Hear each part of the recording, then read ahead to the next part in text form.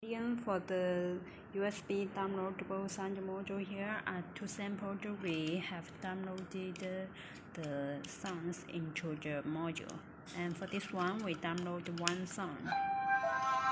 When you press the first time, the pre-recorded sound will be played, and for the second time it will stop, and for the third time it will restart. And here is with the USB port for downloadable and delete the sound. And this is the adjustable volume switch.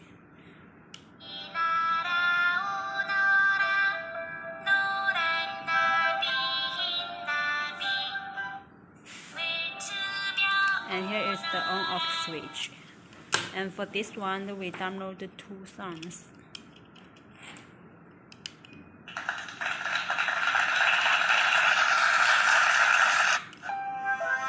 This one, the function is when you press the first time, the first music will be played, and for second time, the second music will be played.